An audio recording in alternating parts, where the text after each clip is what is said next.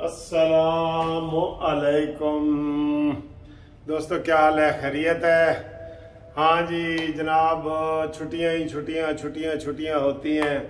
तो आज जनाब मंडे का दिन है और बेंच में केस लगा था, 8 जजों के पास लगा था।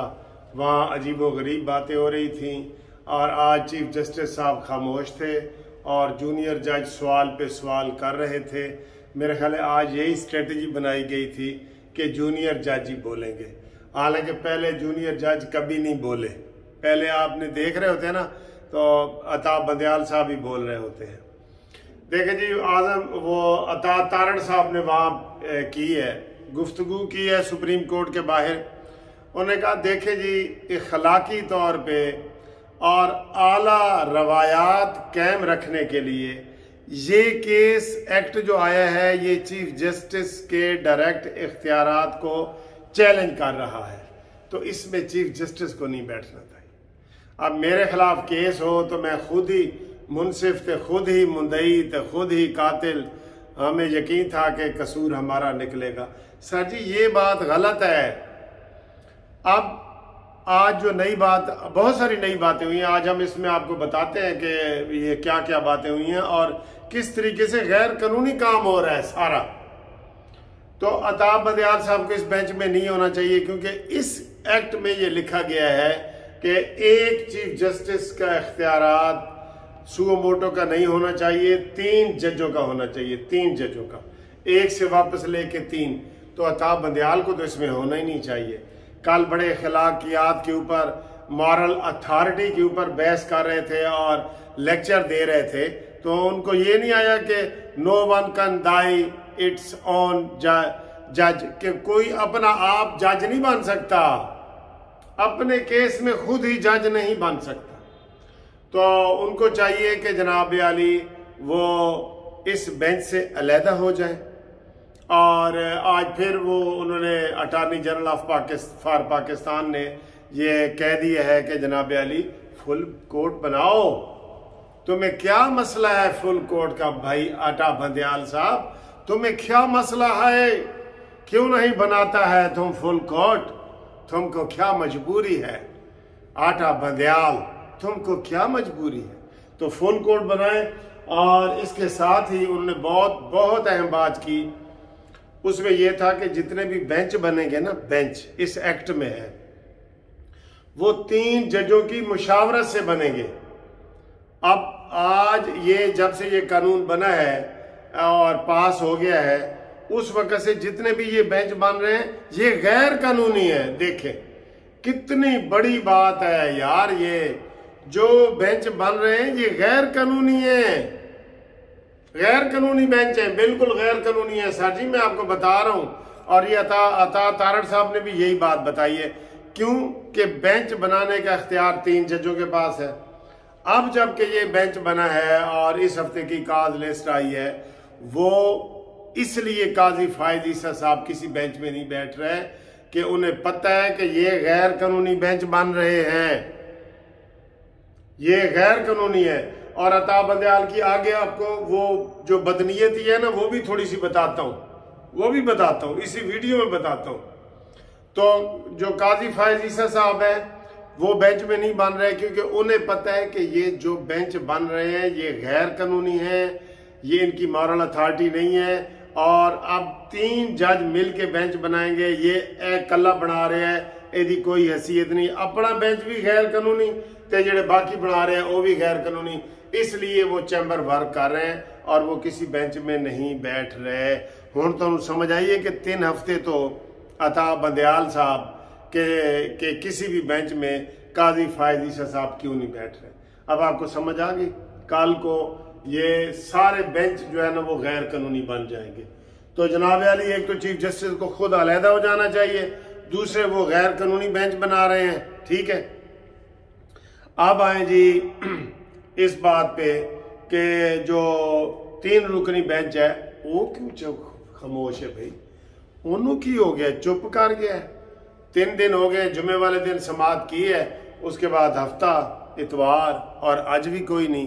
एक विचली गल की है, हाँ विचली गल है वे सर जी, असी जो कोई गड्डी वाले जेड़े जेड़े ट्रैफिक सार्जेंट होंगे ना, ट्रैफिक सार्जेंट, हनी तुम भी मोटरसाइकिल चलाते हो, वो ना कई दफा छुप के खलोते होंगे ने कि इत्थे असी सामने खलोवांगे तो अगला इशारे से खलो जाएगा, साइड से होवांगे नहीं पता चलेगा, जो ही इशारा क्रॉस करेगा आगों फिर जावांगे इधर आ पे। क्यों? उन्होंने पैसे लेने होते हैं, पैसे लेने होते हैं ना, वो छुप के खड़े होते हैं। इवन मोटरवे पे भी मैंने एक दो दफा मेरी बहस भी हुई है, मैंने कहा यार तुम सामने खड़े हो, अगला कोई इशारा काटने की या ओवर स्पीड होने की जरूरत ही ना करे, तो छुप के खड़े हो। जबकि पूरी दुनिया में ये है कि आपने कहीं सीसीटीवी कैमरे लगाए हैं ना, वो कहते हैं घर के बाहर लिख के लगाओ कि यहां पर सीसीटीवी कैमरा लगे हुए हैं, अगले को खबरदार करो, ये ना हो कि जुर्म करने के बाद उसको पता चले। तो ये आजकल अता बंदयाल इस 3 रुकनी बेंच के ऊपर क्यों खामोश है? हर बंदा सवाल पूछ रहा है कि सर जी ये की खामोशी है? जी हाँ, ये खामोशी किसी तूफान का पेश खैमा है। कहते हैं जब समुद्र में जब तूफान आता है ना, पानी ऐसे बिल्कुल खड़ा हो जाता है, बिल्कुल कोई मद्दो जजर नहीं हो रही कि खड़ा हो जाता है, अचानक बड़ा तूफान आता है, ठीक है। तो ये खामोशी होगी, ये बेंच नहीं बन रहा। हमसे लोग सवाल पूछ रहे हैं सर जी की गल है, इलेक्शन 14 मई आला ए बेंच क्यों नहीं बन रहा? जी तो वो ये कह रहे हैं कि अब 14 मई तक इन्होंने इंतजार करना है, जो ही 14 मई गुजरेगी 15 मई आएगी तो यह कहेंगे इधर आओ भाई, 14 मई ने तुम इलेक्शन क्यों नहीं कराए? आए जी वजीर आजम इधर आओ, वजीर कानून इधर आओ। ये कंटेम्प्ट लगाने के मूड में है। ये बड़ी अहम खबर आपको बता रहा हूं, यकीन करो बड़ी अहम खबर है। 14 मई तक इन्होंने अब खामोश रहना है। जब 14 मई गुजर जाएगी, कंटेम्प्ट लग जाएगी, तो फिर अताब बंदयाल कहेगा वजीर आजम साहब इधर आओ और घर जाओ, और पार्लियामेंट काबीना इधर आओ और घर जाओ, और पूरी पार्लियामेंट इधर आओ घर जाओ। ये जेन बना के बैठे है, क्योंकि इमरान खान ने कहा है कि जो मर्जी पूरी पार्लियामेंट जाती है तो जाए। तो इमरानू होने का साजी फिर जाते जाते कोई तो बड़ा फायदा हो ना, तो इसलिए ये बेंच खामोश है। मैं आज आपको बहुत अहम बात बता रहा हूं, 14 तक इन्होंने खामोश रहना है, और 14 के बाद, क्योंकि इन्होंने ऑर्डर किए हुए 14 को, 90 दिन पूरे हो रहे हैं 14 को, तो 14 को जब इलेक्शन नहीं होंगे 15 ਨੂੰ ਇਹ ਕਹਿਣਗੇ इधर आओ भाई, ਹੁਣ तो डेट गुजर गई है, तो आपको घर न भेजे। ये कहानी है। ਹੁਣ ਤੁਹਾਨੂੰ समझ आई है कि 14 वास्ते जड़ा ना क्यों खामोश ने, क्यों खामोश हो गए हैं 14 तक। बड़ा अहम बेंच है, उसको आना चाहिए था, हफ्ते वाले दिन भी आना चाहिए था, ये वो, ठीक है। तो आज जनाब 8 तारीख है, तो 8 से 6 14, तो हुण रह गए ने 6 दिन, 6 दिन, ठीक है जी। तो अगले मंडे को इस टाइम खड़ाक हो रहे होंगे, तो किदे खड़ाक होने ने यह भी नहीं पता। ये इधर तैयारी कर रहे हैं, उधर जनाब पार्लियामेंट भी तैयारी करके बैठी है कि किसी वक्त भी एग्जेक्टिव ऑर्डर है। ये मैं आपको, ये बड़ी अहम वीडियो, अभी इसको किसी को भी नहीं पता कि ये खामोश क्यों है।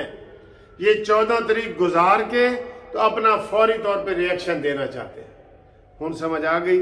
इस वीडियो को अगे पहुंचाओ, हुकूमती हलकों तक मैसेज करो कि जनाब 14 तो पहले तुसी काम करना है। जो पहले वार करेगा ना, वो आप ये ज़हन में बना लें, अब ये घात लगा के बैठे हैं। जैसे मैंने ट्रैफिक वाला के कोई खिलाफवर्जी करे सही, अगो फिर के दोनों के ये काट भाई 500 रुपया। ये इसी तरीके से 14 का इंतजार कर रहे हैं कि ये वायलेशन होगी, तो फिर मैं इनको जनाब वजीर आजम को घर भेजूंगा। इसलिए वजीर आजम 14 से पहले 13 को ही एक्शन कर ले। मैं आपको ये बड़ी अहम बात बता रहा हूं, बड़ी अहम। 13 को एक्शन करें और अताब बंदयाल को कहें कि सर जी तुसी हुण रिटायर हो गए हो, तो जाओ, थोड़ी छुट्टी है, तो घर जाओ। ये खिचड़ी पक रही है, ये खामोश, ये खामोशी किसी तूफान का पेश खैमा ए समझ आइए तुहानू। तो बाकी जनाब एक चलते चलते यह गल कर रही है कि हुणे फवाद चौधरी कह रहे असी कि ये कह रहे थे कि हम पार्लियामेंट का रिकॉर्ड नहीं देंगे, जो भी पार्लियामेंट में हुए हम रिकॉर्ड नहीं देंगे, जो भी बहसें हुई हैं, तकरीरें हुई हैं, नहीं देंगे। तो लेकिन कहता जी अटार्नी जनरल तो आज मान गया कि असी जी तुहानू कल दे देंगे। कल जो पार्लियामेंट में तकरीरें हुई हैं, गुफ्तगू हुई है, कमेंट्स हुए हैं, वो मिनट्स हैं, वो सारे कल हम दे देंगे। वो फवाद चौधरी कह रहा था कि बाहर ये जनाब शेर बनते हैं और अदालत में आके भीगी बिल्ली बन जाते हैं। तो ये जनाब सूरत हाल है। हुण तो पता लग गया कि 14 मई का दिन कितना अहम है। हुण 13 मई नू कार्रवाई करो हुकूमत, या फिर 15 मई नू धड़म तख्त होना है, या 13 नू या 15 नू। ते बाकी अल्लाह ही जाने कौन बेशर है। अल्लाह हाफिज।